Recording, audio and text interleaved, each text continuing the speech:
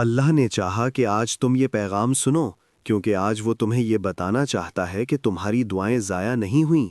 تم نے جو آنسوؤں کے ساتھ فریاد کی، جو راتوں کی تنہائی میں مانگی، جو خاموش دل کے ساتھ اللہ کے حضور پیش کی، وہ سب سنی جا چکی ہیں۔ کبھی کبھی انسان کو لگتا ہے کہ شاید اس کی دعا قبول نہیں ہوئی، شاید اللہ خاموش ہے، مگر حقیقت یہ ہے کہ اللہ کبھی خاموش نہیں ہوتا۔ وہ اپنے بندوں کو نشانیوں کے ذریعے بتاتا ہے کہ تمہاری دعا کا جواب قریب ہے، بس انسان کو ان نشانیوں کو پہچاننا ہوتا ہے۔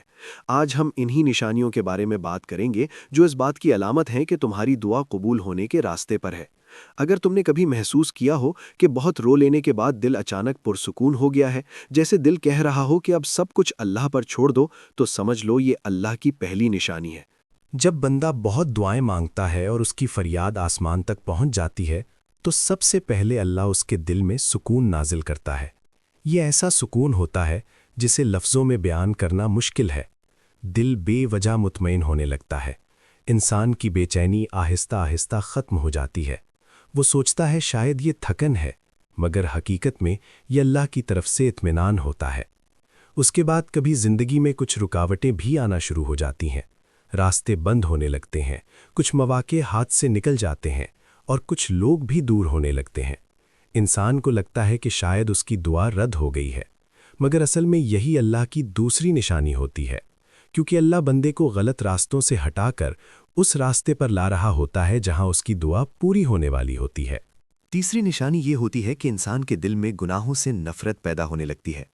وہ چیزیں جو پہلے اچھی لگتی تھیں اب دل کو بے چین کرنے لگتی ہیں۔ دل نرم ہو جاتا ہے، آنکھیں جلدی نم ہو جاتی ہیں اور انسان کو نماز اور توبہ میں سکون ملنے لگتا ہے۔ یہ اس بات کی علامت ہوتی ہے کہ اللہ بندے کے دل کو پاک کر رہا ہے، کیونکہ اللہ جب کسی کو بڑی نعمت دینے والا ہوتا ہے تو پہلے اسے اس نعمت کے قابل بناتا ہے۔ اس کے بعد چوتھی نشانی ظاہر ہوتی ہے۔ اللہ بندے کو کچھ لوگوں سے دور کر دیتا ہے۔ کبھی دوست دور ہو جاتے ہیں، کبھی کچھ رشتے ختم ہو جاتے ہیں۔ انسان کو دکھ بھی ہوتا ہے اور تنہائی بھی محسوس ہوتی ہے، مگر حقیقت میں یہ سزا نہیں بلکہ حفاظت ہوتی ہے۔ اللہ بندے کو ایسے لوگوں سے دور کر دیتا ہے جو اس کے راستے میں رکاوٹ بن سکتے تھے۔ پانچویں نشانی یہ ہے کہ دل میں یقین کی روشنی پیدا ہونے لگتی ہے۔ انسان کو محسوس ہوتا ہے کہ اللہ اس کے ساتھ ہے۔ وہ اب دعا تو مانگتا ہے مگر پہلے جیسی بے چینی نہیں رہتی۔ دل کے اندر ایک خاموش سا یقین پیدا ہو جاتا ہے کہ میرا رب میری دعا سن رہا ہے اور ایک دن ضرور اسے قبول کرے گا۔ یہی یقین دعا کی روح ہوتا ہے۔ جب یہ یقین دل میں آ جائے تو سمجھ لو کہ اللہ تمہیں تمہاری دعا کے قریب لے جا رہا ہے۔ اس کے بعد اللہ چھٹی نشانی دکھاتا ہے۔ کبھی چھوٹی چھوٹی خوشیاں ملنے لگتی ہیں، کسی مشکل کام میں آسانی ہو جاتی ہے، کسی غم میں اچانک تسلی مل جاتی ہے، یا کسی شخص کے ذریعے امید کا پیغام مل جاتا ہے۔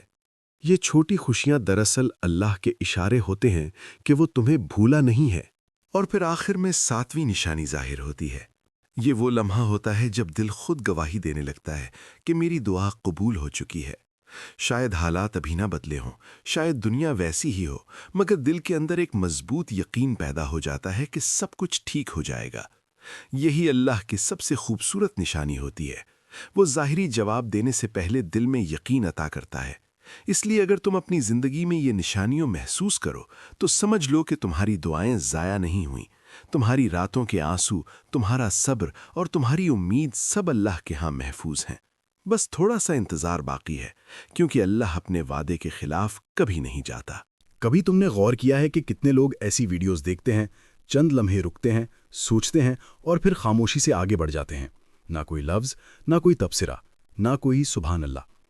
شاید وہ یہ سمجھتے ہیں کہ میرے ایک لفظ سے کیا فرق پڑے گا، مگر حقیقت یہ ہے کہ تمہارا ایک لفظ کسی کے دل میں امید جگا سکتا ہے۔ تمہارا ایک کمنٹ کسی ٹوٹے ہوئے دل کو حوصلہ دے سکتا ہے۔ ہو سکتا ہے اس وقت کوئی ایسا شخص یہ پیغام سن رہا ہو جو زندگی کی مشکلات میں گھرا ہوا ہو اور اسے صرف ایک چھوٹی سی امید کی ضرورت ہو۔ اگر تم یہاں تک یہ پیغام سن چکے ہو تو دل سے ایک بار سبحان اللہ ضرور لکھ دو۔ ہو سکتا ہے تمہارا یہ ایک لفظ کسی اور کے لیے روشنی بن جائے۔ اور اگر تم چاہتے ہو کہ ایسے حوصلہ دینے والے پیغامات مزید لوگوں تک پہنچیں تو اس ویڈیو کو لائک اور شیئر ضرور کرو، کیونکہ جب تم کسی خیر کے کام کو آگے بڑھاتے ہو تو اللہ تمہیں بھی اس نیکی میں حصے دار بنا دیتا ہے۔